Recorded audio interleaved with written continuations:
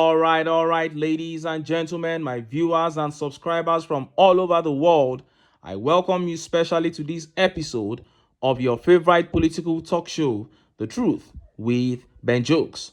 Hours ago, Tinubu congratulated Donald Trump on his re-election as the 47th President of the United States of America, and Nigerians came down heavily on Tinubu. They said you conspire to manipulate and destroy the electoral process in your own country, and you are quick to laud transparent processes in other countries. And even after grabbing the power, you have only succeeded in making your country extremely and unimaginably worse than you met it. What a shame. Just yesterday, the national grid collapsed for the third time in 30 days. And while reacting to the grid collapse, Peter Obi urged Nigerians to cast religious and tribal sentiments aside and elect competent leaders. Indeed, religion and tribe will get us nowhere, has gotten us nowhere in Nigeria. Few hours ago, a shocking video of one of the most disgraceful moves of the Tinubu regime surfaced online. This video proves beyond reasonable doubt that the Tinubu regime has nothing to offer. And just as Nigerians were yet reacting to the video of that shocking conference, another video surfaced. This time around, it was a protest from Benue State. And it is yet another proof that religion will get us nowhere as a country. Benue State elected a so-called Reverend Father and thought he would solve their problems. But we warned here, we warned that anyone who claims to be a servant of God running under the APC is not genuine. And ever since he got into office as governor of Benue State, all he has done is to sing praises of Tinubu. Benue is one of the states with the worst cases of insecurity in Nigeria, but this governor continues praising Tinubu and the APC. But hours ago, heavy protests broke out in Benue State against the failure of Tinubu and the state governor. Before I show you the video of that protest from Benue State and the video of that disgraceful conference by the Tinubu regime, let me quickly show you these updates. The first update here is a video by a top APC senator bashing Tinubu's new tax reforms policy. See the video. The general thing is that Nigerians are not willing to talk or to hear or to pay any tax now, considering the situation that we have faced. Because this is government of the people, for the people, and by the people. So it is not by, I respect the expertise, Matthew, who said so many things now, but it doesn't make political sense to me.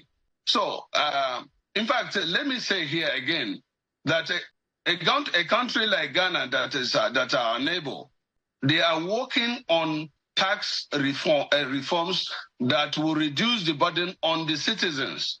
In fact, they have abolished most of the taxes, like that VAT is reduced from 17% to 3%. They have abolished tax on airline tickets. They have abolished so many things. I sent you a copy this afternoon, Cheung. Yeah. So Nigeria is not an issue of paying tax. Nigerians are willing to pay tax, but they can only pay tax when they can afford it. Right now, people are not even able to afford what they can eat. People are struggling to survive. Let people live first before you start asking them for tax. And these our industries are even leaving Nigeria right now because of the unconducive environment. Now, Senator, will it be fair, Senator, just a moment, will it be fair to say that it will be shut down even when it has not been given a proper consideration? It has not gone through the second reading or through the public hearing. Would it be fair to shoot it down at the first instant, at a first glance? Yeah, it will be fair. In fact, it is the fairest thing to do. When you bring in something that people are allergic to it and people that don't like it, you just shut it down, and because we have more other business to do. But, I mean, is this the position of most of you and your colleagues from the northern part of the country about this Tinubu's tax reform agenda? Yes, and I'm campaigning. You heard that. While a neighboring country like Ghana is reducing taxes, dropping value-added tax to 3% to make life easier for our citizens. Tinubu is here proposing to increase taxes after impoverishing the people. But Senator Ali Ndume said he is leading the campaign of northern senators to reject the bill. Now, you would want to ask, what are southern senators doing in all this?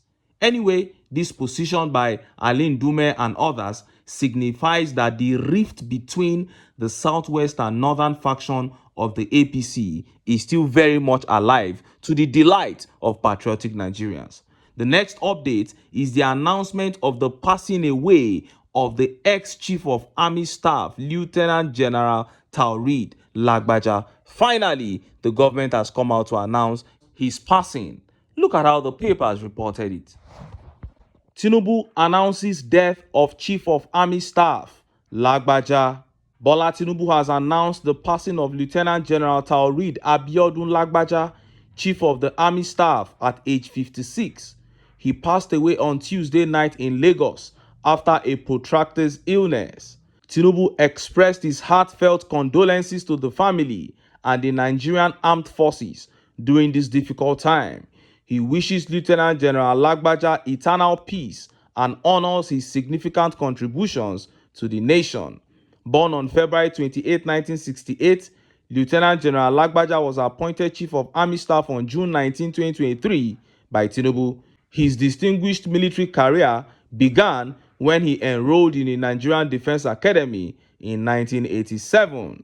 Now, news of the death of late Lieutenant General Lagbaja came out many weeks ago, but the defense headquarters and even the presidency came out and debunked it. They even arrested the convener of the news, and now they are coming out to announce that he died on Tuesday. Nigerians didn't take them seriously. Damilare Odulesi here says, the news they have been hiding. When will Nigeria leaders be transparent? Akpesiri here says, this man has been dead since. This is sad. This is sad. Now they want to announce it. This power of a thing, eh? Oh! And Lucky here says, Nigeria Army Headquarters, this is not right at all. Nigerians must hold you people accountable for deceit and lies. General Lagbaja died long ago, yet you guys debunked it. And Habi here says, this is not breaking news. We've always known that he was dead.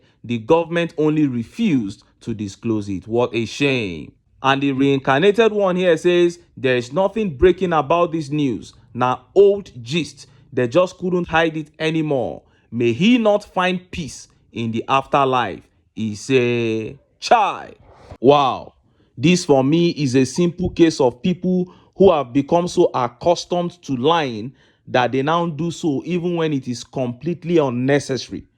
The late Chief of Army Staff definitely died long ago, but the Tinubu regime was hiding it. Shameful, to say the least. Now, let us look at those two videos that have become talking points in the Nigerian political media space. The first video here is that of a conference organized by the Tinubu regime, a conference against open defecation. Yes, you heard me right. Open defecation. Of all the problems in this country, it is open defecation that Tinubu has chosen to tackle. And how do you tackle open defecation? Is it not to make sure that Nigerians have access to toilet facilities all over the country? But no, Tinubu government decided to organize a conference to tackle open defecation. And next is the video of that protest in Benue State, the protest against the failure of Tinubu and the APC-led state government. Let's start with the video of that disgraceful conference on open defecation. See the video. In a bid to end open defecation by 2025 in the country, Dr. Saheed Aremu said the training would educate people who will serve as ambassadors, while other speakers called on participants to transfer knowledge gathered to members of their various communities to make the environment clean and green. The idea is to bring together key stakeholders from communities And then our schools, our target is schools, communities, and then the pupils and teachers. To train them, upskill their knowledge in various aspects of sanitation and hygiene. And in Nigeria's bid to end open defecation by 2025, this is our own way of educating people. That's those that we have drawn from different communities and the schools and the pupils too, to educate them. They are going to serve as our ambassadors, and then when they go back to their schools and then the communities, they will be able to relay what they've learned. You heard that. This is one of the most absurd ideas I have seen by any government anywhere in the world for a very long time now. You gathered people to lecture them on why they should avoid open defecation and keep their environments clean. So you mean to tell me that if those people had access to decent means of defecating, they would choose to denigrate themselves by defecating outside, by defecating openly? Is that what you are trying to tell me? That you don't know that it's a lack of access that is pushing them to doing those things they are doing? And instead of going out there to map out areas lacking toilet facilities so you can provide, instead of ensuring from building plans, public and private building plans, that these facilities are adequately provided, you are here deluding yourselves, holding a conference. And if they tell you the billions that have gone into organizing that conference now, you will shiver. Why is it that this Tinubu administration does not even want to achieve anything good? Why? First of all, open defecation is not a priority area of challenge in this country as we speak. But if you have lazily chosen to tackle it, why not do it well? Why not do it properly? This is so pathetic. Now, let's look at that protest from Benue State. The Benue State APC Governor Alia, keeps telling the people, keeps telling the whole world that Tinubu is the best thing to ever happen to Nigeria. He told his people to shun the End Bad Governance protest in August this year, saying that Tinubu was doing well. But now his people, after the continuous massacre by the Fulanis, by bandits and kidnappers, they have now shut down a highway in massive protest against Tinubu's failure and the failure of the APC-led state government. See the video. Countless commuters who have braved it to pass the impassable Makodi-Naka-Adoka Ankpa Federal Highway have experienced worrisome abductions, been robbed, or narrowly escaped these life-defining ordeals. No! Monday's killing of a primary school teacher was, however, the last straw. I am a victim of the attack too. I escaped narrowly with the intervention of the Almighty, our Creator. Sir, it will interest you to know that we are finding it difficult to hear from the local, the state, and the federal government. It's very painful that we have two axes that comprise of West local government. We have the RAV and Makpa. The whole of Makpa and part of RAV has been ransacked by the suspected Fulani herdsmen. Members of the Motorcycle Association and National Union of Road Transport Workers from Gwer West Local Council of the state lead the protest blocking the highway for hours. We killed our members, more than 37 in number. The motorcycles that the Fulani herdsmen, particularly, I'm not afraid of saying this, Fulani herdsmen and bandits on this road, they collect over 67 motorcycles on record. One of these motorcycles is sold at the rate of 1.4 million naira now. We have no job. We are graduates. We have no single job. We are on the street. We are not employed. No job, and they are killing us. There's no company. This is just our only source of income. We talk the government. We say you are speaking against him. We are not afraid of the government. Yes. The government is ours. Yes. Are we afraid? No. Are we afraid? No. We are not afraid. We want to put a stop between today, Monday, and we make sure that we see the government at large take necessary action within this Naka road to Makebe. Every day killing.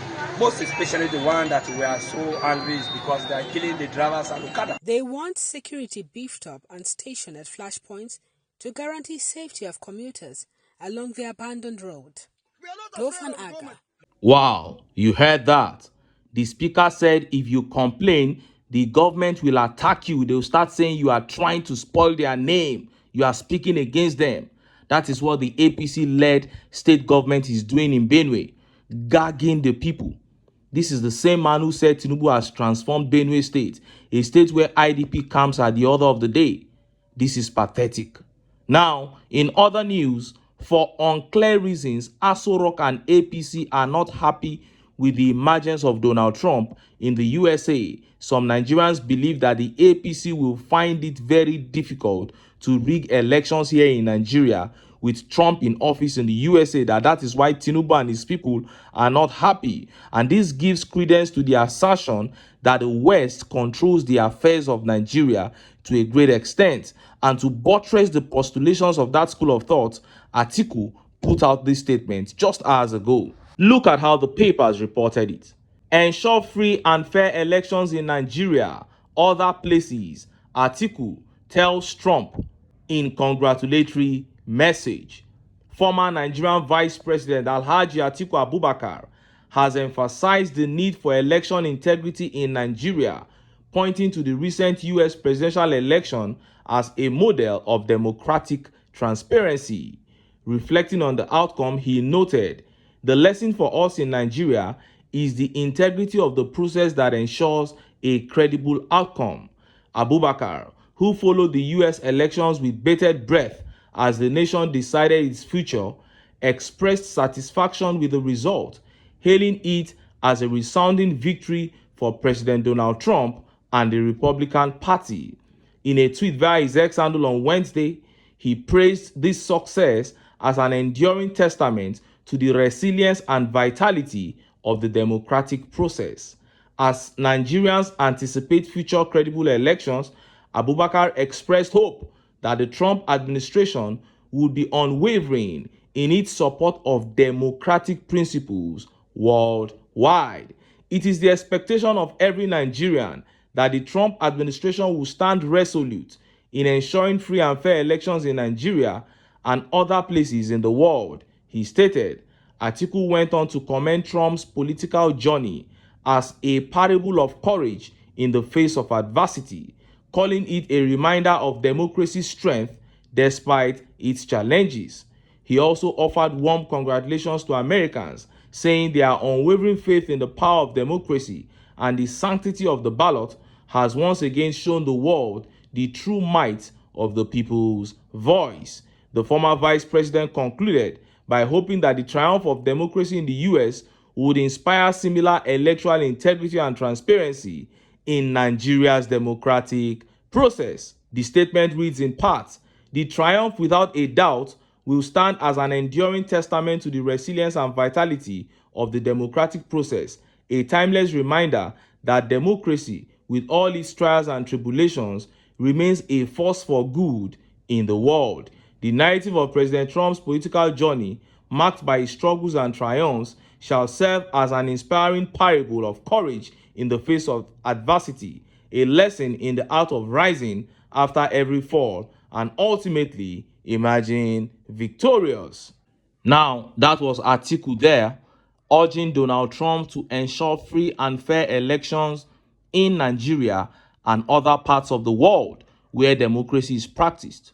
Well, Atiku definitely knows many things that I do not know. So he may be speaking from a point of knowledge and experience, but this is my own take. This is what I believe in all these.